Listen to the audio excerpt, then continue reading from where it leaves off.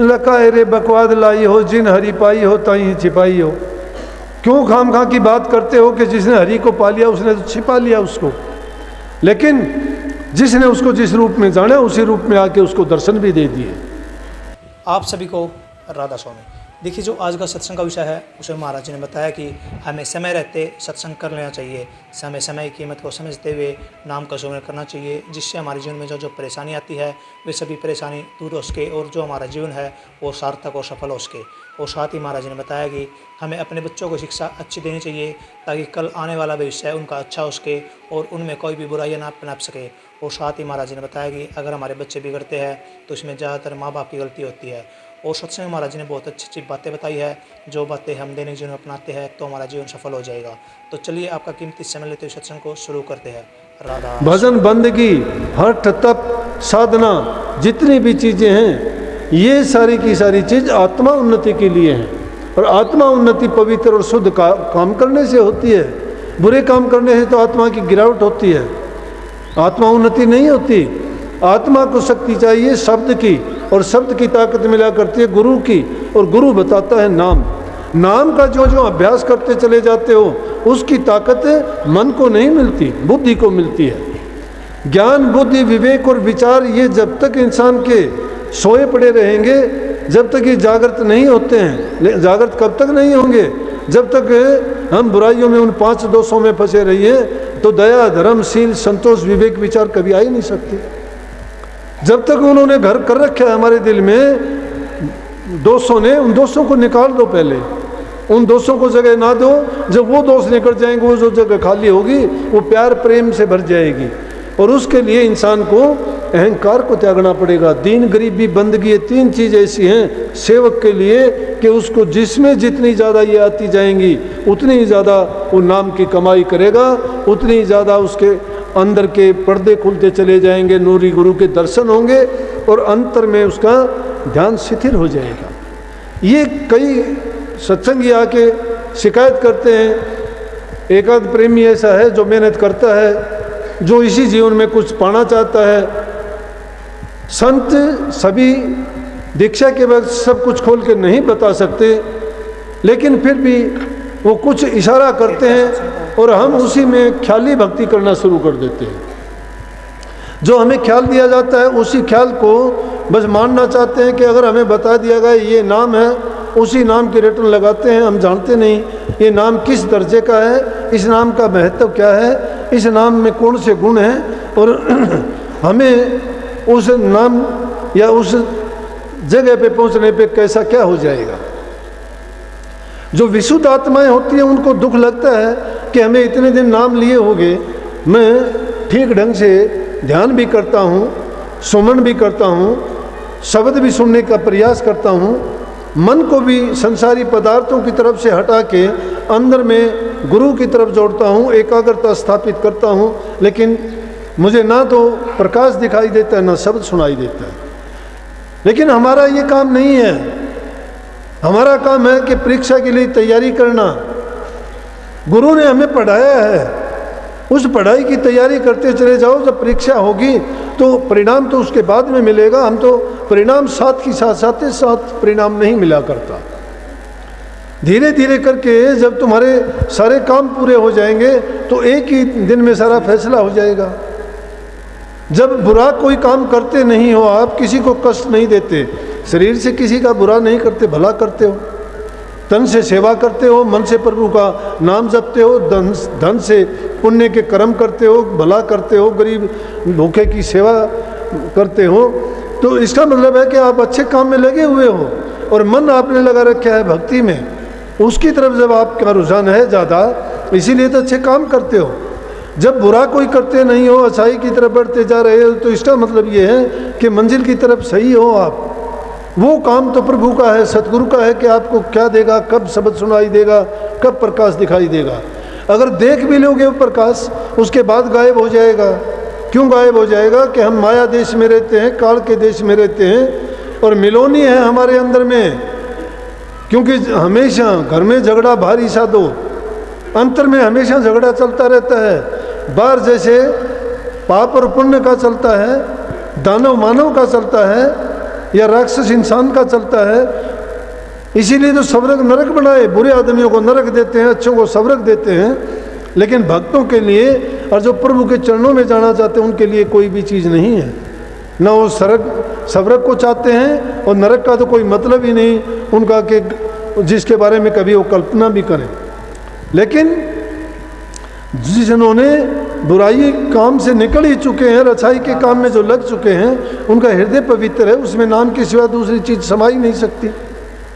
इसलिए उनको ये चिंता करने की ज़रूरत नहीं। कभी उनको प्रकाश की झलक मिल जाए तो ठीक है, नहीं मिलती तो भी उसकी चिंता ना करो। कभी मिलती इसलिए है कि आप उसको बार बार प्रयास करो। फिर क्यों नहीं दिखाई देती? इसीलिए नहीं दिखाई देती कि तुम उसके लिए ज़्यादा आगे बढ़ोगे। अगर रोज़ाना ही वो दिखाई देती है तो हम भी कर्मकांडी हो जाएंगे। जिस जगह पे हमें वो नूर या प्रकाश दिखाई देगा, उसी प्रकाश को देखते देखते हम जाएंगे, उसी जगह पहुंच जाएंगे। कह दिया कि वहाँ घंटे की आवाज़ होगी, वहाँ शंख की होगी, वहाँ वीणा की होगी, ये काल्पनिक चीज़ें हैं, वो हम कल्पना कर लेंगे। गुरु ने बताई है हमें, वो हम उनको काल्पनिक मान के उनको सुनना चाहते हैं। नहीं, एक बड़ा सच्चा इंसान था, दर्शनों पे बैठे थे, आके कहने लगे जी मुझे वो धुन सुनाई नहीं देती, मुझे तो और ही सुनाई देती है। मैं कहने लगा कि आप सही रास्ते पे हो, क्योंकि 5 धुन से पहले तो और बहुत सी धुन है। हमने तो 5 धुन का सिर्फ मुख्य मोटा मोटी जीव को बता दिया, जीव ने मान लिया। इनको तो जो ख्याल दिया उसी को अपने मन में ये मान लिया कि ये है। लेकिन जो करनी करते हैं और सही रास्ते पे चलते हैं, उनके रास्ते में तो और भी बहुत सी चीज़ें आती हैं। अरे यहाँ से दिल्ली के रास्ते के लिए आपको बता दें कि यहाँ से चलोगे तो बामड़ा गांव आएगा, छोटे गांव से नाम नहीं लिया, ये नहीं बताया नीलान आएगा, ये नहीं बताया औरंगाबाद आएगा, बामड़ा के बाद कह दिया कि खरक आएगा, बीच के गांव आए पड़ोस में रहे, नहीं बताए वो। फिर कह दिया कि कलानौर, फिर उसके बाद रोहतक, भादरगढ़ और दिल्ली। लेकिन रास्ते में छोटे जो पड़ाव थे उनका जिक्र नहीं आया। इसलिए संत लोग भी पूरी व्याख्या नहीं कर सकते, क्योंकि उसकी बताई नहीं कि उनको कैसे व्याख्या करें, उनकी बताया नहीं जा सकता। सब धरती कागज करूं लेखनी बन रहा, सारे समुद्र की अगर स्याही कर ली जाए, सब जंगलों को काट के कलम बना ली जाए, फिर भी उस गुरु का गुण नहीं लिखा जा सकता। तो इसका बयान कैसे किया जा सकता है? और जिनको हम 5 कहते हैं चरणदास जी, तो उनको 10 प्रकार की धुनी बताते हैं। और मेरे से पूछो तो 10 से पहले भी और कुछ क्या बहुत आती हैं। उन 10 में भी उन्होंने बताई हैं। अब उनको ये बड़ी उलझन की बात है, किताबों की पढ़ी में बात ना पढ़ो। किताबों में क्या लिख दिया, वो तो एक संतों के जो गुणावन थे वो लिख दिए। जो बात लिखने योग्य थी, सूरत के हाथ में कलम नहीं है, जो उसने अनुभव किया वो नहीं लिखा जा सकता। मैंने एक बाणी में साफ लिखा भी है कि अनुमान तो सभी कया, प्रमाण कहने में नहीं। अनुमान बता सकते हैं हम, प्रमाण नहीं बता सकता कोई। वो धुनात्मक नाम है, धुन को किस रूप में बताओगे तुम? ये भी हमने सिर्फ अनुमान बताया, प्रमाण नहीं है। प्रमाण को अगर देखना चाहते हो अनुभव किया जाएगा। अनुभव हमारी ज्ञान इंद्रियों से नहीं होगा, कर्मेंद्रियों से नहीं होगा, शरीर से नहीं होगा, रूह से होगा।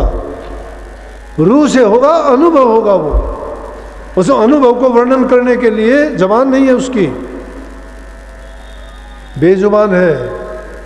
रूह का रूप बताओ क्या है? कोई रूप ही नहीं है उसका भी, परमात्मा का रूप नहीं। स्पष्ट की कबीर साहब ने एक शब्द में, वो कहते हैं अब दो क्या बतलाऊं कैसा एक अगम अगोचर ऐसा। कैसे बताऊं? जो कहिए सो है भी नाही है, सो कया न जाई। जो है वो है ही नहीं, और है उसको कया भी नहीं जाता। सेना बेना कांसो कहिए जो गूंगे गुड़ खाई। अब दो क्या बतलाऊं कैसा, कैसे बताऊं क्या है वो, कैसा है? उसकी कोई आकृति नहीं, रंग नहीं, रूप नहीं, ना वो लिखने पढ़ने में आता है। उसको कोई ओंकार कहता है। ओंकार का मतलब जो 3 गुणों में आता है, जो ब्रह्मा विष्णु महेश की शक्तियों का बनाया हुआ है, बिगड़ता है और बढ़ता है। ना वो ओंकार है, कोई ओंकार को ध्याता है और कोई निराकार को, कोई कहता है निराकार है वो। लेकिन वो इन दोनों से भी न्यारा है।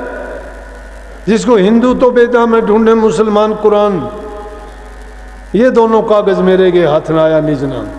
वो कागज में नहीं है, वो लिखने पढ़ने में नहीं आता, बोलने में नहीं आता, वो सुनने में नहीं आता। तो है क्या वो? जो वो से है वही है। वो अनुभव करने की बात है। जो अनुभव कर लेगा वो कैसे कहेगा? रविदास जी कहते हैं लकाए रे बकवाद लाई हो, जिन हरि पाई हो ताई छिपाई हो। क्यों खाम खा की बात करते हो कि जिसने हरि को पा लिया उसने तो छिपा लिया उसको, लेकिन जिसने उसको जिस रूप में जाना उसी रूप में आके उसको दर्शन भी दे दिए सबको। लेकिन कब याद करते हैं? सब पर जब दुख का पाट टूटता तभी याद करते हैं। ध्रुव को दुख पड़ा तो जंगलों में गया, किसको याद किया? प्रभु को याद किया। प्रहलाद को दुख पड़ा तो किसको याद किया? प्रभु को याद किया। अरे जब दुख पड़ता है तब उसको याद करते हो। जब याद, अगर उसको सुख के समय याद कर लो तो आप पर वो दुख आएगा ही नहीं, दुख से पहले ही आपको सुख मिल जाएगा। और महापुरुष जो हुए हैं वो तो सुख चाहते ही नहीं हैं। उन्होंने तो क्या कहा? वो तो कहते हैं कि सुख के माथे सिल पड़ो कि हमें तो दुख ही दे दे। सुख की हम चाहना नहीं करते कि सुख के माथे सिल पड़ो, जो नाम ही ऐसे जा। सुख जिस इंसान को मिल जाता है वो प्रभु से, नाम से, गुरु से, धर्म से बेमुख हो जाता है। वो सब कुछ सुख को मान लेता है कि मैं सुखी हूँ, मुझे किस लिए करना है। उसको सब शास्त्र, सब ज्ञान, सब बातें उसके जबान पर होती हैं, उपदेश करता है। फिर वो अपने से बड़ा नहीं मानता किसी को। लेकिन जिसको ये तो चोला मिला भाग से, फिर ये अवसर मिले नहीं। जैसे फूल टूटे डालते हैं, लाख जतन करो जुड़े नहीं। ये डाल से फूल टूट जाएगा ना, लाख जतन कर लेना नहीं जुड़ेगा। एक पल की मोहलत नहीं मिलेगी, कितनी कोशिश कर लेना। इसकी कीमत समझो वक्त की, और जो वक्त तुम्हें है उस वक्त में प्रभु की याद, उसका गुणगान, उसका जिक्र, उसी का चिंतन, अपने बैठने में, उठने में, सोने में, जागने। अरे जिससे सब कुछ मिला है, जिससे सब कुछ मिला है उसको क्यों बुलाते हो? वही सब कुछ, सबका दातार है, सब कुछ बख्शता है। इसलिए विकार रहित होके सिर्फ मालिक को याद रखो, वही हमारा साथी है, वही हमें सुख देगा। और उसी के पास पहुंच के हम इस जन्म मरण के रोग और बीमारी से छुटकारा पा सकते हैं। ये विशुद्ध भक्ति है। अगर चाहते हो ना कि तुम उसको देखना चाहते हो, गुरु को जानना चाहते हो, गुरु की शक्ति देखना चाहते हो, तो गुरु के बनना भी सीखो। अपने विचारों को जोड़ के देखो अपने गुरु में, फिर तुम्हें पता लगेगा गुरु क्या शक्ति है, गुरु ने क्या कर रखा है। गुरु को मानस जानते हो, गुरु को मानस जानते हैं, उनकी मूर्खता है। देह को गुरु मानते हो, इसका मतलब गुरु ज्ञान है। वो ज्ञान की जिसको झलक एक बार भी मिल गई वो समझ जाएगा कि गुरु है कौन।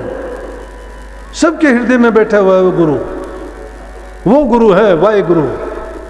उस वाहे गुरु को खोजने के लिए इस गुरु की जरूरत पड़ती है, देह गुरु की। देह गुरु जब हमें समझाएगा तब वो नूरी गुरु भी हमें मिल जाएगा। लेकिन नूर गुरु प्राप्त करने के लिए हमें अपना सब कुछ दांव पर लगाना पड़ेगा। ये दुनियादारी की चीज़ जिनको अपना मानते हैं उनको त्यागना पड़ेगा, सुख सुविधा हमें छोड़नी पड़ेगी, तब त्याग साधना हमें करनी पड़ेगी, बुराइयों से निजात पानी पड़ेगी, घरों में सुख शांति, हक हलाल की कमाई, ईमानदारी, सच्चाई का जीवन जीना पड़ेगा। किसी को दुख और कष्ट नहीं देना, बल्कि जितना हमारे से हो सके शरीर से उनकी सेवा करना, धन से उनकी मदद करना, और मन से प्रभु का चिंतन और सुमन करना, और हमेशा ऐसा अवसर ढूंढना कि हमें दूसरे की सेवा का मौका मिले। अरे हम तो घरों में माँ बाप की सेवा नहीं करते, बूढ़े बुजुर्ग सास ससुर को उनके साथ बुरा बर्ताव करते हो, उनसे तुम बद दुआ ले लेते हो। बल्कि चाहे तुम लाख मंदिरों में जाओ, लाख गुरुओं के पास जाओ, लाख कितना ऊंचा तुम्हारा धर्म हो, कितना ऊंचा नाम हो, जिसने अपने माँ बाप और किसी बुजुर्ग को दुख और तकलीफ अगर दे दी तो उसकी 100 वर्ष की भक्ति की हुई एक छिन में नाश हो जाएगा। माँ बाप की सेवा नहीं करते हो, पाप कमाते हो भ्रूण हत्या जैसा जुल्म करके, फिर उनका क्या धर्म है, क्या उनका भक्ति है, और क्या वो परमात्मा और गुरु में आस्था है उनकी। हमारा उपदेश ये नहीं है। हमारा उपदेश है एकदम पाक साफ और पवित्र बनो। पाक साफ और पवित्र बन जाओगे तुम नाम के बिना रह ही नहीं पाओगे। अमली आदमी अमल के बिना नहीं रह सकता। नाम का अमल, नाम का नशा तो ऐसा चढ़ता है कि जिन्होंने पुराने ज़माने के, तुम दूसरों के गीत गाते हो कि मीरा को चढ़ा, सेजोबाई को चढ़ा, जिन जिन को चढ़ा उन्होंने घर त्याग दिया, बार त्याग दिया, लोक लज्जा त्याग दी, राजा पीपा को चढ़ा, सजन कसाई जैसे को चढ़ा, जो कर्म जैसे करते थे उन सबको तिलांजलि दे के और इसी रास्ते पर चल पड़े। लेकिन सच्चाई के साथ जो चलते हैं उनको सब कुछ मिलता है। दुनियादारी मेरे के कर्म करो, अच्छे करो, शुभ कर्म करो जो सबको अच्छे लगे, सबको सुख दे। प्रकृति का नियम है, जैसा बोओगे वैसा काटोगे। इसलिए घरों में छोटे बड़े की इज्जत कदर करो, बच्चों को अच्छे संस्कार दो। बच्चों को संस्कार नहीं दे पाते फिर शिकायत करते हो। आज रोज़ाना झगड़े कोर्ट कचहरी में माँ बाप क्यों खड़े रहते हैं? क्यों बच्चे पुलिस की प्रोटेक्शन लेते हैं गलत पलत ढंग से शादी करके? तुम कहीं जाति का नाम लेते हो, कहीं ऊंचे खानदान का नाम लेते हो, कहीं अपनी पद प्रतिष्ठा के जिक्र करके। क्यों बच्चे अपनी मर्जी से कर रहे हैं ऐसा? अगर बच्चों को तुमने अच्छे संस्कार दिए होते तो ऐसे नहीं होते। उसके बिगाड़ने वाले हम माँ बाप, हम हैं, खुद हैं हम। अच्छे संस्कार दे उनको दे नहीं पाए, बुरी बातें सिखाई हमने। बल्कि मैं कनाडा जाता हूँ, पंजाब का एक आदमी देखा मैंने, नाम गुरु से उसने ले रखा था, 3 लड़के थे उसके। अच्छा काम, मेहनत करता था। अच्छा काम करने के लिए किसी को देख के सीखा करो। अपने आप में मस्त रहते हो तो सूअर भी मस्त रहता है, भिष्टा खाता है, मस्त रहता है वो। अपने काम को कोई बुरा नहीं मानता, वो सोचता है मैं जो करता हूँ वो सही है। उस इंसान को मैंने देखा, उसने कभी बेड नहीं लिया, खाट पे नहीं सोया, नीचे सोया। मैंने उससे पूछा, बोला कि मेरे घर में कोई नहीं सोता। 3 लड़के दिखाए, सरकारी नौकरी करते हैं, फर्स्ट क्लास, तीनों लड़के पढ़ने के बाद। अब मैं पिछली साल जब अब गया था तो वो मुझे घर लेके गया, मैंने देखा तो उसका वही जीवन था, वही उसके सादे कपड़े। अब भी वो नौकरी करता है जो करता था, वही ज़मीन के ऊपर लेटना बैठना, वही सादा खाना। घर में उनके मांस अंडा कोई ऐसी चीज़ नहीं। बल्कि हमारे देश में हिंदू राष्ट्र होते हुए, गाय को माता मानते हुए, अपने आप को धर्मात्मा, मंदिरों की, धर्मों की, गुरुओं की, जहाँ हर चीज़ की भरमार है, और हमारे बच्चे, कोई कहता है ये अंडे खाता है, ये चिकन खाता है, ये आग पत्थर खाता है, क्या क्या खाता है? कहाँ संस्कार बनेंगे? किसने बनाए वो संस्कार? हमारा तो वो देश है, डॉक्टरों ने ये कह दिया कि इसको जिंदा रखना है तो इसको मांस खिलाओ। बोला कि मांस खाएंगे तो उससे पहले हम मर जाना पसंद करेंगे, मांस नहीं खाएंगे। ये होते हैं संस्कार। अपने आप को सत्संगी बोलते हो, बच्चों को कभी सिखाया आपने? फिर उनसे क्या आस रखते हो कि वो कल को चल के अच्छे होंगे? भक्ति का मार्ग कठिन नहीं है, बड़ा सुगम है, लेकिन उसके लिए अच्छे विचार, अच्छे ख्यालात, अच्छा माहौल, घरों के प्यार, प्रेम, शांति। बिगाड़ते खुद हैं। तेरे को ये कपड़ा अच्छा लगता है, क्यों लगता है अच्छा? शरीर ढकने के लिए, सर्दी गर्मी से बचाने के लिए, अच्छी चीज़, सफाई की चीज़ हो। शरीर को सब जानते हैं कैसा शरीर है, क्या प्रदर्शन करना है इसका, लेकिन जो बुरी चीज़ों का असर है उसका प्रभाव आता जा रहा है, बिगड़ रहे हैं। फिर दोष किसको दोगे? ये हमारी कमी के कारण ऐसा हुआ। जो पश्चिमी सभ्यता थी उसका असर है, ये टेलीविज़न का है, ये टेलीफोन का है, अखबारों में जो चीज़ें दिखाई जाती हैं उसका है। ये क्यों नहीं दिखाते अच्छी चीज़ों को? सबसे पहले टेलीविज़न में, अखबारों में महात्माओं के वचन, उपदेश क्यों नहीं दिखाते? अच्छे संस्कार की बात क्यों नहीं बताते? अरे गंदगी को तो दबाया और छिपाया जाता है, बुरी बातों को उछाला तोड़ा जाता है। उनको छिपाना चाहिए, अच्छी चीज़ को फैलाना चाहिए। खुशबू फूलेगी, फैलेगी, सबको खुशी देगी। बदबू दबेगी तो किसी को तंग और परेशान नहीं करेगी। बुरी बात को दबाना चाहिए, अच्छी चीज़ को फैलाना चाहिए। अच्छे संस्कार जब बच्चों को दोगे, हमारा राष्ट्र ऊंचा बनेगा, समाज हमारा ऊंचा उठेगा।